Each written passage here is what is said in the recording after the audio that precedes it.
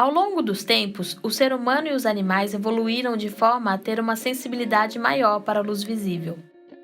O estudo dos fenômenos ópticos é fascinante, pois os variados tipos de imagens podem trazer diversos tipos de emoções ao ser humano e mesmo aos animais. Mas a evolução vem da necessidade desses seres de obter informações do meio em que vivem. Na história da humanidade, alguns estudos resultaram em grandes descobertas. Primeiramente, com relação à luz, estudou-se a possibilidade dela se propagar em linha reta. Mais tarde, Isaac Newton decompõe a luz em várias cores e também consegue demonstrar que várias cores compõem a luz branca.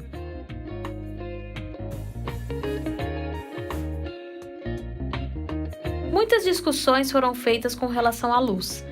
Quando se fala em propagação, automaticamente considera-se um deslocamento com certa velocidade. Mas velocidade do quê? De uma onda ou de uma partícula? A luz, em determinados momentos, se comporta como onda e, em outros momentos, se comporta como partícula.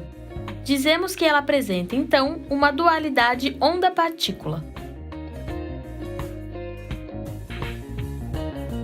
Foi por volta de 1704 que Newton apresentou a teoria corpuscular da luz, segundo a qual a luz se comportava como se fosse uma partícula. Ele propôs que se a luz fosse realmente uma onda, ela poderia contornar obstáculos, como acontece com o som. Caso a luz fosse uma onda, o fenômeno físico da difração impossibilitaria a formação de regiões de sombra e penumbra. Segundo Newton, podemos ouvir uma pessoa conversando do outro lado de um muro alto, mas não podemos vê-la, em razão do som ser uma onda e a luz uma partícula.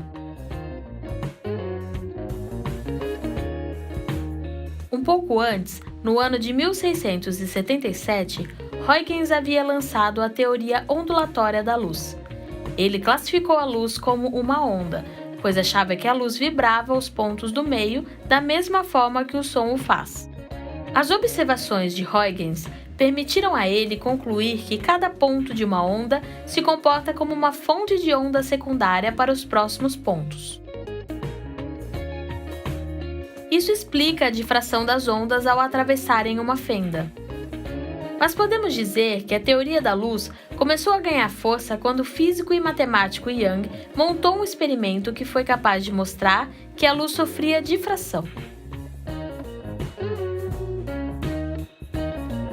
Em seu experimento, Young usou o obstáculo O1, contendo uma minúscula fenda, e na sequência outro obstáculo, O2, com duas minúsculas fendas, conforme mostra a figura acima. Usando um feixe de luz monocromática, ele a fez passar pela primeira fenda. Após os obstáculos, Young colocou um anteparo para projetar a luz. Para a surpresa de Young, apareceram franjas claras e escuras. Com isso, ele pôde concluir que, se houve a formação de franjas, a luz sofreu difração ao passar pelas minúsculas fendas. Portanto, a luz tem um comportamento ondulatório.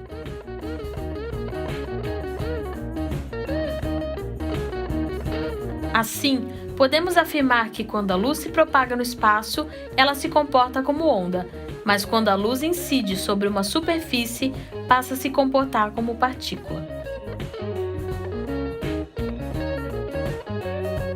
E através de muitas experiências, incluindo a de Young, hoje já se tem certeza da dualidade da luz, que pode assumir, dependendo da situação, as duas características, ora sendo onda, ora sendo partícula. Mas uma pergunta fica no ar. Se a luz tem esse comportamento e é constituída por partículas de fótons, teriam outras partículas também esse comportamento dual? Sabemos que a matéria que conhecemos é constituída de inúmeras partículas, inclusive o corpo humano.